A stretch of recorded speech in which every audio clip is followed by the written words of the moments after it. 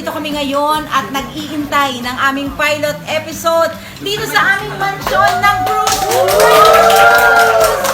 Ayan, excited ang lahat.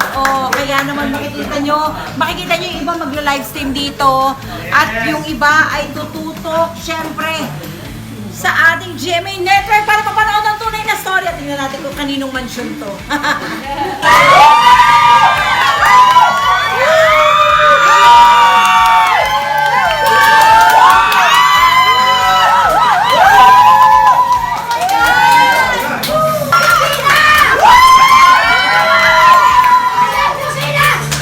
So natapos din ang napakasayang pilot episode namin. Hindi nyo kakayanin. Lahat ay nag-abang.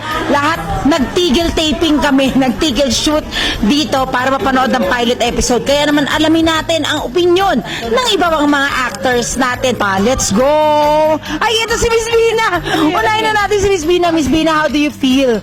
Yung outcome ng ating unang-unang araw sa Cruz versus Cruz. Ako, ang saya-saya. Dito pa lang sa set natin, talagang punong-puno ng pagmamahalan dahil nagsusuportahan tayong lahat at talaga excited kami na talagang nagtipon-tipon tayo para maipakita sa kanila talaga na proud tayo sa teleseryeng ito na kailangan nilang abangan.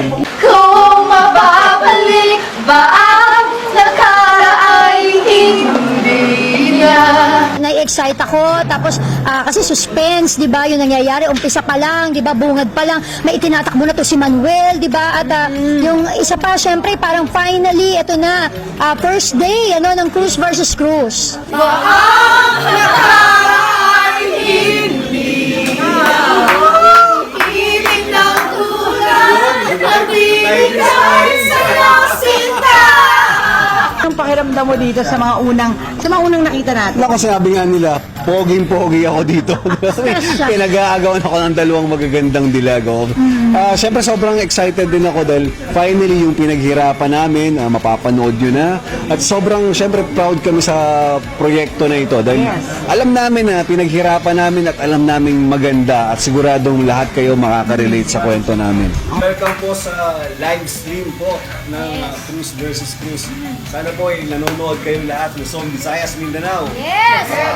Lahat ng mga kapuso natin worldwide. Yan! Direk, tanungin lang namin kung ano ang naramdaman mo nung pinalabas ang ating unang-unang episode, ng ating pilot episode, Direk. Siyempre para kang nanganak, nabunutan ka ng tinik kasi after 5 months na ginawa natin yung pilot at naipanganak na rin siya. At based dun sa online thread natin, ang ganda ng reception sa mga tao. Bakit yung may-ari naman, umaasang kami iyong papalikan?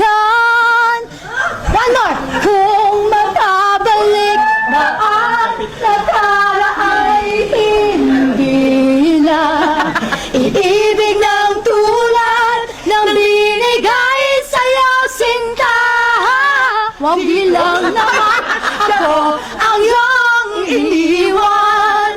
Bakit umaasang kami iyong babalikan? Paalala ko lang sa inyo, magkaaway kayo rito! Magkaaway kayo!